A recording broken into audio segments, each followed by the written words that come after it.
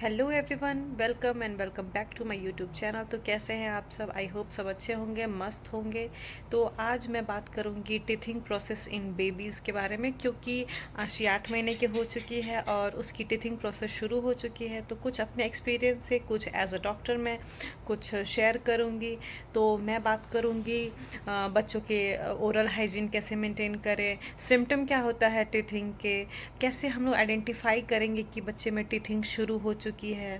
सबसे पहला बात करते हैं सिम्टम ऑफ टीथिंग के। जनरली टीथिंग स्टार्ट हो जाती है 6 मंथ से ही, किसी किसी को लेट होता है तो घबराने की कोई बात नहीं है। जैसे आशी को ही अभी 8 मंथ में शुरू हुआ है, बहुत बच्चों को 6 मंथ में हो जाता है। अगर लेट हो रहा है तो इसमें कोई घबराने वाली बात नहीं है। तो ये सबसे पहला सिम्टम होता है ड्रूलिंग ऑफ सलाइवा। जो बच्चों के मुंह से लार आने टपकने लग जाता है, बहुत ज़्यादा आप देखेंगे कि थूक बन रहा है, वो बच्चा मुंह से बाहर निकाल रहा है। तो ये होता है ड्रूलिंग ऑफ सलाइवा, ये सबसे पहला सिम्टम है।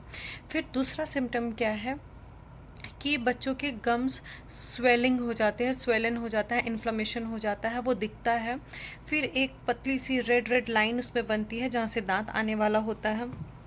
बच्चा बहुत क्रैंकी हो जाता है, बहुत इरिटेटेड हो जाता है, क्योंकि उसको पेन रहता है तो वो इरिटेटेड हो जाता है।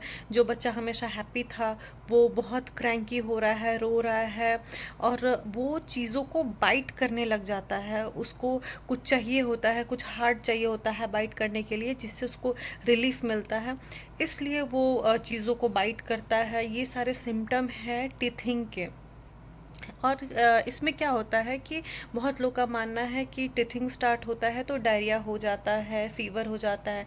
एक्चुअली ये सिम्टम नहीं है टीथिंग के। हाँ, रिलेटेड है टीथिंग से, लेकिन ये सिम्टम नहीं है।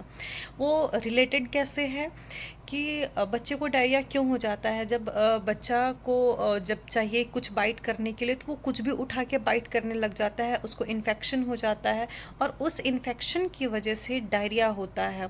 उसी इन्फेक्शन की वजह से फीवर भी होता है। तो ये एक्चुअल सिम्टम है नहीं टीथिंग के। हाँ, ये रिलेटेड ज़रूर है।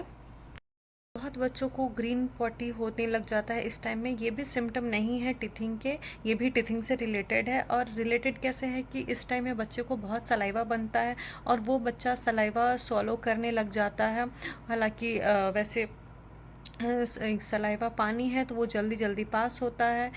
इसमें क्या होता है कि बाइल जिसको टाइम चाहिए कलर चेंज करने के लिए, वो इंटेस्टाइन में पास होते होते वो कलर चेंज करके येलो होता है, बाइल ग्रीन कलर का होता है, तो उसको टाइम नहीं मिलता है कलर चेंज करने के लिए, तो वो जल्दी जल्दी पास होता है। तो इस वजह से पॉटी ग्रीन कलर का होता है।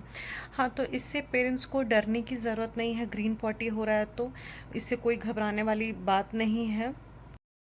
अब बात करते हैं how to relieve teeth pain. उस पेन को हम लोग रिलीव कैसे करें? पेरेंट्स क्या कर सकते हैं, अपने हाथों को अच्छे से वॉश करके अपनी उंगली से उस गम को रब कर सकते हैं, जेंटली मसाज कर सकते हैं, या एक कपड़ा भिंगा के, साफ सुथरा कपड़ा भिंगा करके बच्चे को दे सकते हैं। वो उस पर बाइट करेगा तो उससे भी उसको रिलीफ मिलेगा। और या कोई हार्ड खाने की चीज़ जैसे कैरेट हो गया, कुकुम्बर हो गया, वो भी उसको साफ करके पीसेस में उसको दे सकते हैं, जो कि वो निगल नहीं पाए, वो बड़ा पीस देना है उसको, वो बाइट करेगा तो उससे भी उसको रिलीफ मिलेगा। ये सब करके हम लोग बच्चे का टीथ रिलीफ कर सकते हैं। अगर इन सब के बाद भी बच्चे को आराम नहीं मिलता है तो आप अपने पीडियाट्रिशियन से कंसल्ट करके बच्चे को पैरासीटामोल के ड्रॉप दे सकते हैं। और इस टाइम में बच्चों के पेट में भी दर्द रहता है जनरली, तो वो आप पीडियाट्रिशियन से कंसल्ट करके कॉलिक वगैरह दे सकते हैं। अब बात करते हैं how to care for dental hygiene in baby. तो हमारे मन में सबसे पहला क्वेश्चन रहता है कि हम लोग डेंटल केयर कब से शुरू कर सकते हैं बच्चों में। तो teething period is the best time for dental hygiene. तो इसको हम लोग डेंटल हाइजीन मेंटेन कैसे कर सकते हैं? तो बच्चों का टूथपेस्ट आता है, उसको हम लोग अपने फिंगर में लगा के जेंटली मसाज कर सकते हैं। इससे भी अच्छा क्लीनिंग इफेक्ट देता है। या सॉफ्ट ब्रिसल वाले ब्रश आते हैं, वो यूज़ कर सकते हैं, या फिंगर ब्रश आते हैं, वो हम लोग बच्चों में यूज़ कर सकते हैं डेंटल हाइजीन मेंटेन करने के लिए। और अगर बच्चा थोड़ा सा टूथपेस्ट स्वॉलो भी कर लेता है तो घबराने वाली कोई बात नहीं है। इन सब तरीक़ों से हम लोग डेंटल हाइजीन मेंटेन कर सकते हैं बच्चों में। तो आज के वीडियो में मुझे यही सब बताना था। तो कैसा लगा मुझे मेरा आज का वीडियो? लाइक एंड सब्सक्राइब करना ना भूलें। मिलते हैं नेक्स्ट ब्लॉग में। Thank you, bye bye.